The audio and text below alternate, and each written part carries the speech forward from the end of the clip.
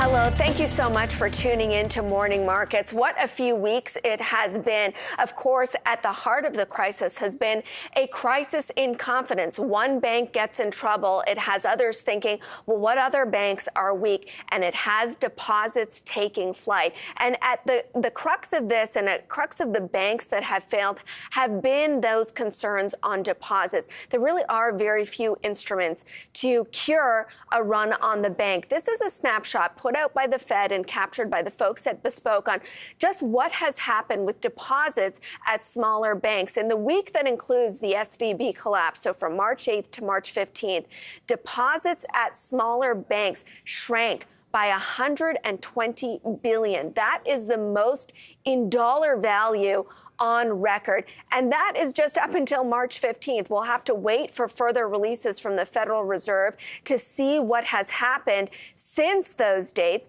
But a couple of things are emerging.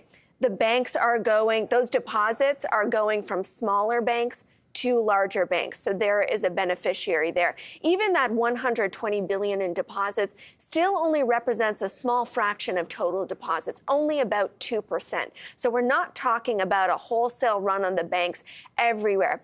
And then when you look at the loan data from the Federal Reserve, loans largely were unaffected. So this run on deposits was not affecting loan activity, again with the caveat that this was only to March 15th and that we could see this in subsequent data. But this really is the heart of the issue. We have been seeing a flight of deposits in banks that were weaker. Now, not all banks are created equally. We certainly have seen some analysts stick their neck out for certain stocks. I mentioned that Citi is upgrading KeyCorp and M&T Bank. You might be tempted to dip into some of these beaten up bank stocks.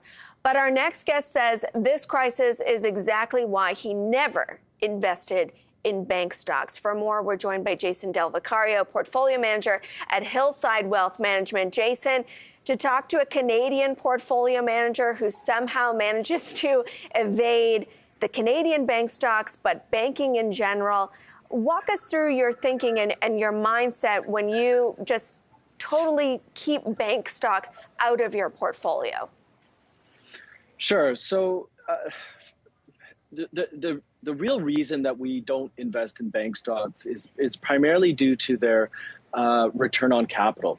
Return on capital, of course, is a main focus on the types of businesses that we want to own here at Hillside. And the banks typically have return on capital figures in around the low double digit, maybe in Canada, middle double digit, so 10 to 15%, which is not bad.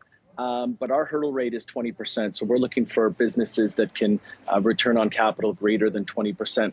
The other reason that we've avoided banks would be that they are not generally founder-run, founder-owned. We typically find that people who have a vested interest, in fact, have greater share wealth than, for example, the income they derive as CEO or CFO of a company, will make decisions that are generally in the best interest of shareholders because, of course, they themselves are shareholders, and they generally employ a long-term mindset. And then lastly, we are generally, we avoid companies that have debt. So companies that have debt usually have less sort of robust business model, shall we say, than companies with no debt. And, obviously it's very difficult to get into financial trouble without debt. So those would be the reasons that we have avoided banks, which, as we know in Canada, banks are a huge percentage of our financial markets, is obviously a contrarian play, if you will. And so when you're looking at that type of strategy, are you somebody who needs to have more risk appetite than somebody who is looking, say, a retiree that is looking for sustainable dividends that consistently grow, that kind of accurately track in a well-managed way what's going on with the economy, which I think, the banks certainly do tick those boxes? Right. But as we've seen here, if everybody shows up at their bank tomorrow and demands their money, what happens? How are those dividends going to look if everybody shows up? And then I realize this is a very far-fetched, sort of a low percentage type scenario. But Silicon Valley Bank shares, I'm sure, sitting around the boardroom a month ago or 2 months ago, couldn't imagine the fact that they would go to basically zero in a matter of weeks. Credit Suisse, Deutsche Bank, et cetera, et cetera, et cetera. I think the Canadian banking sector in general is certainly stronger and more robust than some of these other places, but we still have a fractional banking system here in Canada, meaning that for every dollar of deposit that the banks have, they're generally lending out about $10.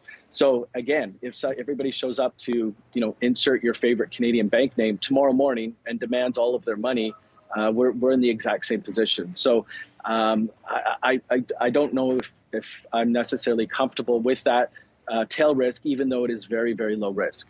But aren't there certain risks like that, those kind of outside risks that could happen with every business? Take Facebook, for example. Everybody could just decide en masse to close up their accounts.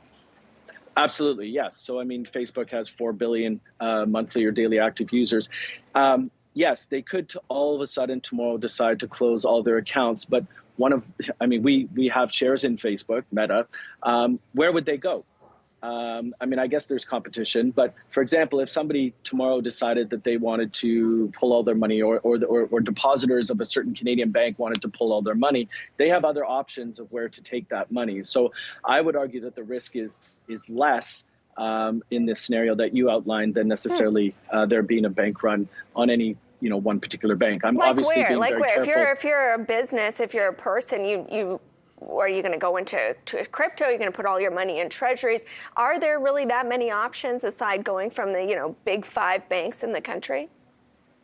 Well, no. This is my point. You would you would go to one of the other banks, I see. Presumably, or you would keep your money under your mattress.